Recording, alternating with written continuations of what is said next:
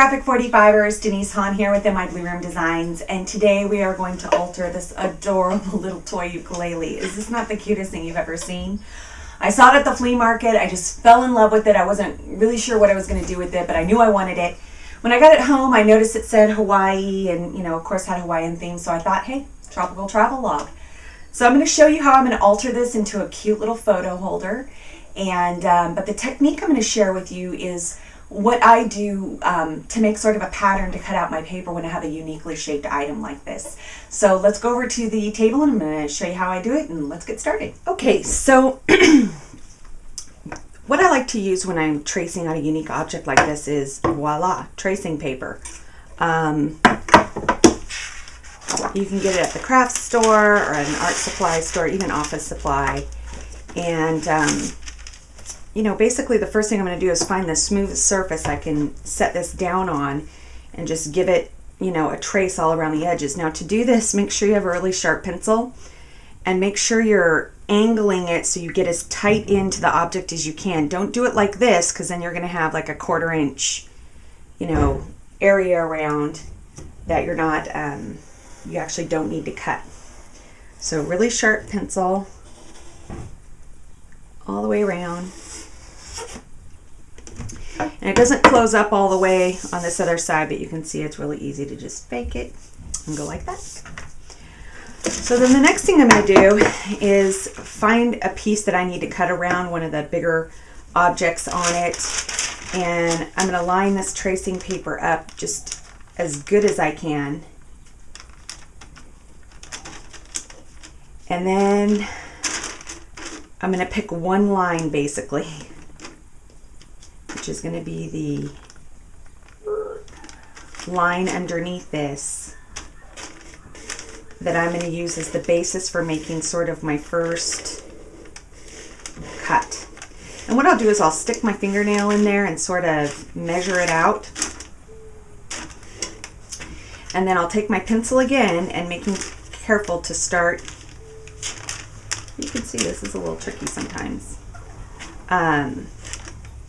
I'll go from one end to another so I actually don't have to measure it again, and just try to be really precise there.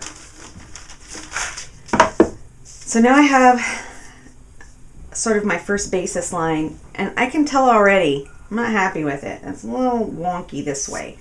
So that's a good time to just erase it and try it again. And that's the whole purpose for doing this way. Is better to practice on tracing paper than to ruin your good Graphic 45 paper that you cherish. So let's try it again.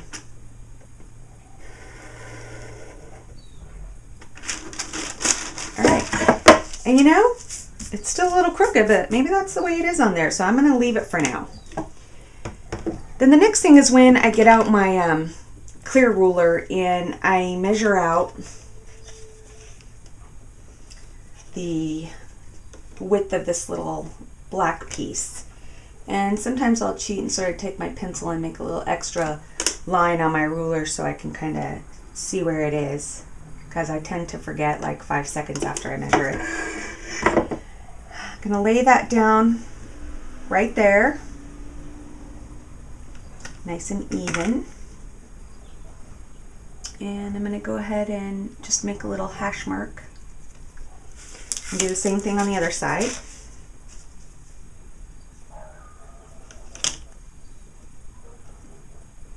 Yeah, actually I think I mismarked it on this side. Let me double check. Yeah, I did.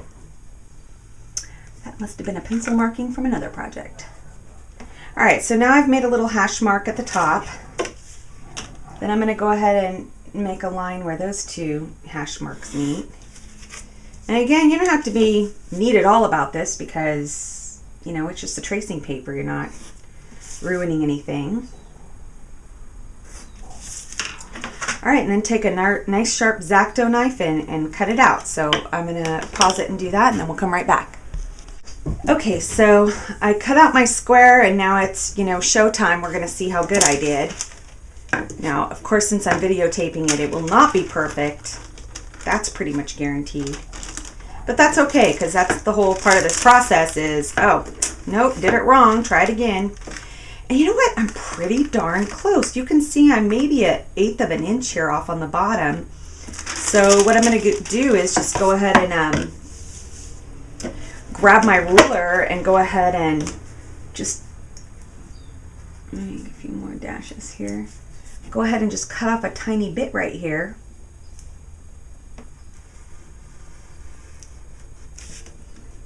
Ta-da! And let's see how that baby lines up. Perfect. Oh, yay! Okay, so now since you've anchored down the biggest issue on your piece, you can see I have a couple other areas I have to cut out here. One of them is this circle. Ugh, the dreaded circle, so hard to cut out exactly. And basically what I do with the circle is I just sort of use my pencil on the side to kind of go around and get a nice sharp charcoal line where that circle is. Lift it up and oh, it's perfect. Nice and dark so I can see it. And then I have this post up here, this post that's getting in the way. Again, I'm going to get it lined up as good as I can. And I'm going to kind of do the same thing. I'm just going to go over the top, get a nice little pencil line.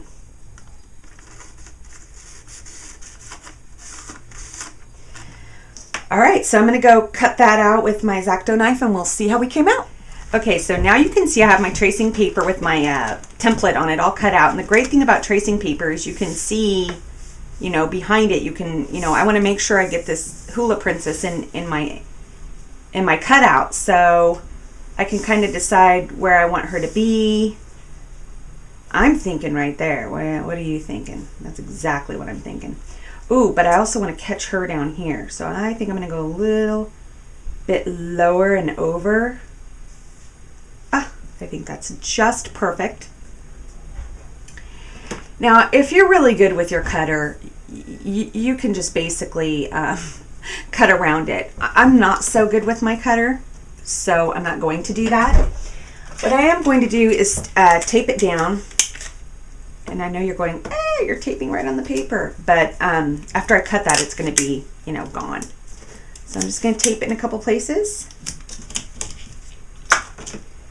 And trace it around with my pencil. You can use a colored pencil if it's easier on this paper. And then we're going to get started. Okay, so look how awesome that came out. Well, it looks awesome from this side. But when you turn it over, you can see that there's still a little extra hanging out over the edge that I definitely don't want. So what I do with that is, because this is not going to lay flat, which is typical of, you know, when you're altering uniquely shaped items, I go ahead and just hit it again with my pencil, and I'll go in there with my X-Acto and I'll clean it up just like that.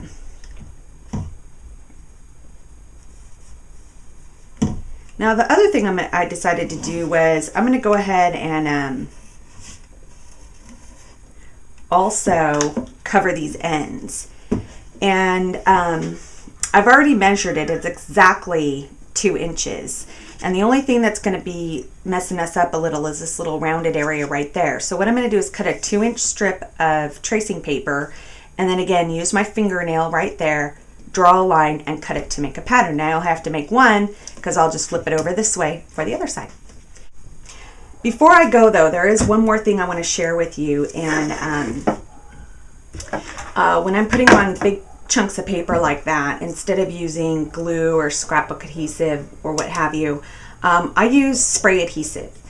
And I use this one, number 77, get it at the home improvement store. And I find that it's just invaluable for covering a large piece like this and getting it covered quickly and easily and thoroughly.